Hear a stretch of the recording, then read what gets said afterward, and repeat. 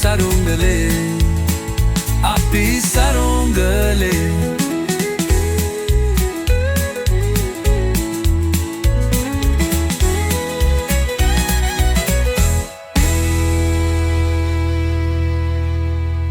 හැමෝටම ආයුබෝවන්. ඉතින් හුඟ කාලෙකින් දාන්න බැරුණා YouTube එකට වීඩියෝ එකක් කාර්යබහුල තත්ත්වයත් එක්ක පොඩි රස කතාවක් කියලා පටන් ගන්න බැලුවේ.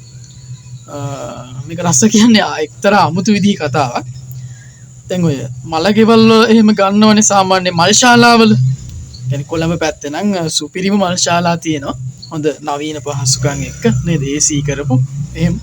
ඉතින් ඔය තාම මිනිස්සෙක් ගියාලු යන ගමන් දැක්කලු දැන් මල ගෙදරකට සාමාන්‍යයෙන් ඕන කෙනෙකුට රින් ගන්න පුළුවන් නේ සාමාන්‍ය වෙඩින් එකකටනේ ඉන්වයිට් කරොත් යන්නේ. සාමාන්‍ය මල ගෙදරකට යන්න පුළුවන් නේ. ඉන්වයිට් නැතුව යන්න පුළුවන්. බඩගින්නකුත් තියෙන පොඩි වතුර දිබාකුත් තියෙන පොඩ්ඩක් ගිහිල්ලා එන්න තිබ්බනම් කියලා පොඩ්ඩක් එමෙහිට පුඩ් බයිසිකලේලු. ඒ පුඩ් බයිසිකලේ හේතු කරාලු කොට්ටම් ගහක් යට. හේතු කළ එතනම තිබ්බලු මල් ශාලාවක්. හැබැයි කොළඹ හොඳ පන්නේ මල් ශාලාවක් මේක. කියලා දැන් ගියාලු මලගේ ඇතුළට. මලගේ කියන්නේ ඒ හෝල් එක ඇතුළට ගිහිල්ලා ආචාරත් කරලා ආච්චි කෙනෙක් තමයි නැති වෙලා ඉඳලා තියෙන්නේ.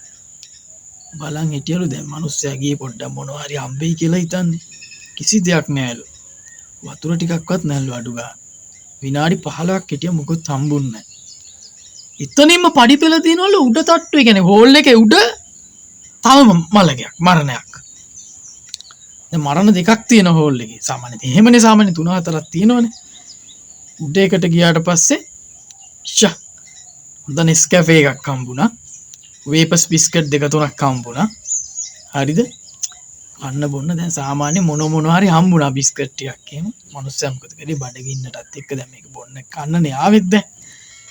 නෙස්කැෆේ 2-3ක්ම ඇද්දා. නෙස්කැෆේ 2ක් විතර ඇදලා බිස්කට් ටිකකින් සාක්කු පුරව ගත්තා. පුරවගෙන දැන් හිමීට පඩිපෙලෙන් බහිනවා. පඩිපෙලෙන් බහිද්දි අර මොකවත් හම්බුන්නේ නැති මල් ශාලාවේ දාලා තියෙන මරණේ තියෙනවනේ. එතන ඉන්නවලු කීප දෙනෙක් මිනිස්සු 4-5 දෙනෙක් ටීපෝ එකක් තියලා වාඩි වෙලා කට්ටිය වටේට ඉන්නවා. දැන් අර මිනිස්සයා කිව්වලු දැන් හොඳට බඩ කට එහෙම පුරවගෙන පල්ලෙහාට වැස්සනේ. ඔයි මේ ඕවා මරණද ඔයි? ඕවා මරණද? අන්න ඒකට උඩ තට්ටුවේ සුපිරි මරණ.